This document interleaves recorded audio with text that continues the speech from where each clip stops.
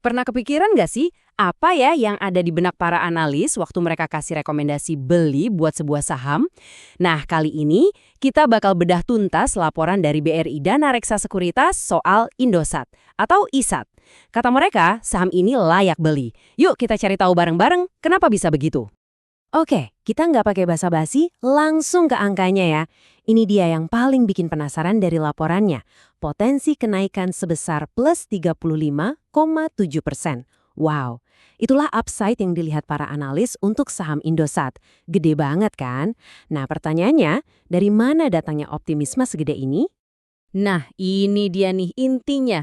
Cuma dalam satu kalimat kita bisa lihat alasan utama mereka. Pertama, bisnis selulernya itu kuat banget, solid. Terus yang kedua, ada potensi bonus gede buat investor dari rencana penjualan aset fiber optik mereka. Jadi ada dua pilar utama nih yang bakal jadi fokus kita. Oke, kita masuk ke bagian pertama. Kita mulai dari yang paling dasar dulu ya. Apa sih sebenarnya arti rekomendasi beli dari para analis ini? Jadi, peringkat beli itu artinya apa? Gampangnya gini deh, para analis ini percaya kalau kinerja saham ini bakal lebih bagus dari rata-rata pasar atau sektornya. Ini semacam sinyal kepercayaan gitu. Nah, khusus buat ISAT, mereka pasang target harga di Rp3.000 per lembar saham. Dari situlah muncul angka potensi keuntungan yang kita lihat di awal tadi. Nah, sekarang kita bedah pilar pertamanya ya. Alasan utama kenapa analis begitu optimis, bisnis intinya Indosat. Yap, layanan selulernya. Ini tuh ibarat mesin utama yang jadi motor penggerak seluruh perusahaan.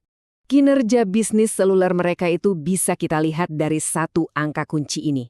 Rp44.000. Angka apa ini? Ini adalah ARPU atau pendapatan rata-rata per pengguna yang ternyata mecahin rekor tertinggi di akhir 2025. Artinya, simple, Indosat makin jago dapatin duit dari tiap pelanggannya. Dan naiknya ARP itu bukan sulap, bukan sihir ya. Ada sebabnya. Ternyata ini didorong sama pertumbuhan trafik data kuartalan yang naiknya kencang banget, sampai 7,5%. Ini nunjukin kalau pelanggan tuh makin sering dan makin banyak pakai jaringan Indosat. Tanda yang bagus banget, apalagi di tengah persaingan yang ketat. Mungkin ada yang masih bingung, dari tadi kita ngomongin ARPU, apaan sih itu?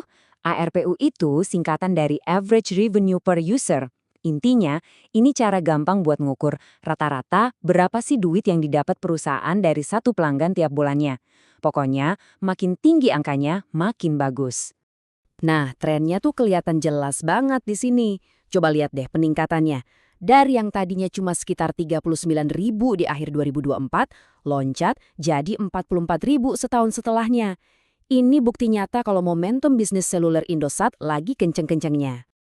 Oke, kinerja sekarang emang udah kuat. Tapi, gimana soal masa depan? Nah, sekarang kita intip investasi Indosat buat teknologi masa depan. Apalagi kalau bukan 5G. Dan duit yang disiapin buat tahun 2026 itu nggak main-main.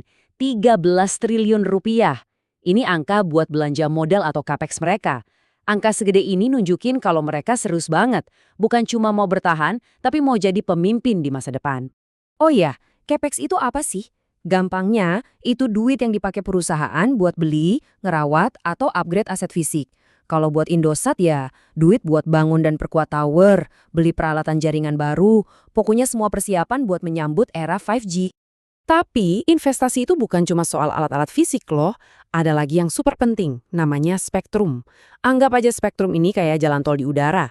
Nah, Indosat ini lagi ngincer buat dapat jalan tol baru di pita 700 MHz dan 2,6 GHz. Tujuannya, biar jalan tol buat data 5G nanti makin lebar, makin cepat, dan makin lancar. Nah, ini dia nih pilar kedua, bagian yang mungkin paling bikin para investor senyum-senyum sendiri.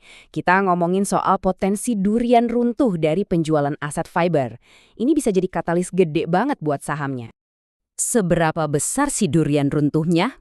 Indosat itu ngincer dana bersih sekitar 560 juta dolar AS.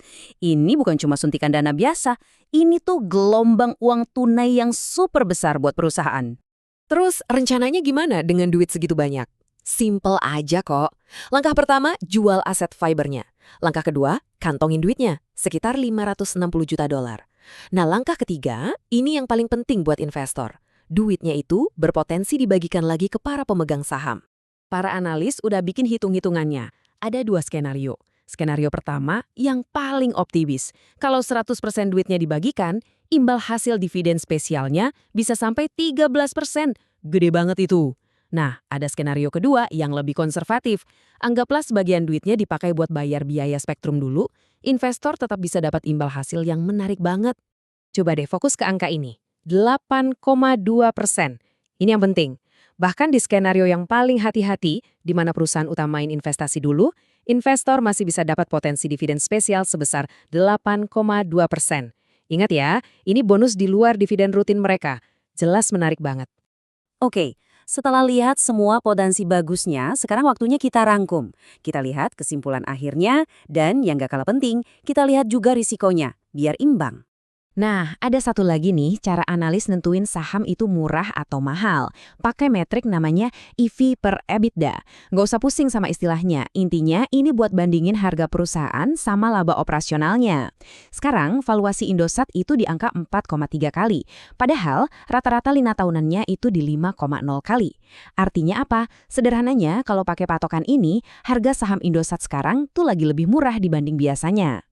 Jadi kesimpulannya gimana? Setelah nimbang-nimbang semuanya, kinerja seluler yang kuat, valuasi yang kelihatannya lagi murah, plus ada potensi bonus dividen gede, para analis ini mantap mempertahankan rekomendasi beli mereka dengan target harga tetap di Rp3.000. Eits, tapi tunggu dulu. Tentu aja nggak ada yang namanya investasi tanpa resiko. Analis juga ngingatin ada 3 hal utama yang harus diwaspadai. Pertama, gimana kalau tiba-tiba jumlah pelanggannya turun? Kedua, gimana kalau duit hasil jualan fibernya nggak sebanyak yang diharapkan? Dan ketiga, ada ketidakpastian soal lelang spektrum nanti, bisa aja biayanya lebih mahal. Nah, ini semua harus terus dipantau. Jadi gambar besarnya seperti ini. Di satu sisi, Indosat punya bisnis inti yang sehat dan kuat. Plus ada janji durian runtuh yang menggiurkan. Tapi di sisi lain ada juga risiko-risiko yang mengintai. Nah, pertanyaannya sekarang kembali ke kita semua. Apakah potensi keuntungannya sepadan dengan risikonya? Pada akhirnya itulah kan inti dari setiap keputusan investasi.